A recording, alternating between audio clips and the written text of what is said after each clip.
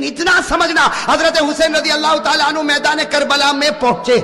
بھائی حضرت حسین رضی اللہ تعالیٰ عنہ میدان کربلا میں پہنچے, رات کے وقت میں پہنچے. یہ سمجھنا کون سے وقت میں پہنچے, اور جمعہ کی رات تھی. کہو سبحان اللہ. جمعہ کی رات تھی میرے دوستو, جمعہ کی رات تھی. خیمہ لگایا حضرت حسین رضی اللہ تعالیٰ عنہ نے, کربلا کے میدان میں خیمہ لگایا. جمعہ کی رات ہے, آپ آرام فرما رہے. کہو آپ آرام, یعنی حضرت حسین سو رہے, آپ آرام فرما رہے. ان کے چھوٹے بھائی جن کا نام ہے حضرت عباس, حضرت حسین کے چھوٹے بھائی کیا نام ہے, حضرت عباس, انہوں نے دیکھا کہ سامنے لشکر آ گیا.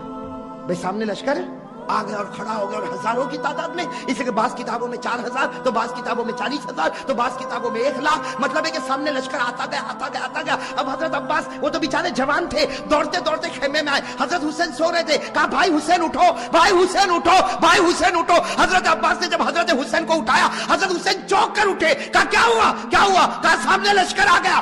تو کہا اس میں اٹھایا کیوں, میں خواب میں نانا کے ساتھ بات کر رہا تھا. ارے کہو نا سبحان اللہ.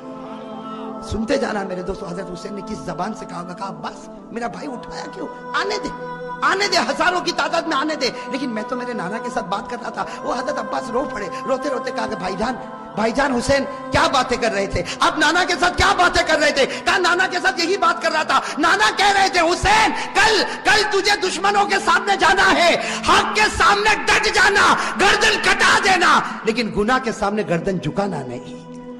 میرے دوستو حضرت حسین رضی اللہ تعالیٰ عنہ صبح ہوئی, کون سا دن, جمعہ.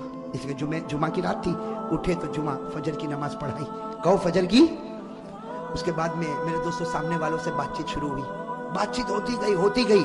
ایک معاملے پر آ کے معاملہ اٹک گیا. ایک سودا ایسا تھا جو حسین کو منظور, باقی باتیں حضرت حسین سنتے گئے, یہ بھی منظور, یہ بھی منظور, یہ بھی منظور, یہ بھی منظور. لیکن جب سامنے سے یہ بات آئی کہ حسین اعلان کرو کہ یزید کے ہاتھ پر بیعت کرنے کے لیے تیار ہوں, اعلان کرو یزید کے ہاتھ پر بیعت کرنے کے لیے تیار ہوں. حضرت حسین رضی اللہ تعالیٰ عنہ نے کہا یہ نہیں ہو سکتا, میں یزید کے ہاتھ پر بیعت نہیں کروں گا. ہاں مجھے یزید کے پاس لے جاؤ, معاملہ صاف ہوگا, اس کے بعد میں ہاتھ پر بیعت ہوگی, باقی ابھی یزید کے ہاتھ پر بیعت. میرے دوستو سننا, یزید کے ہاتھ پر بیعت نہیں ہوگی.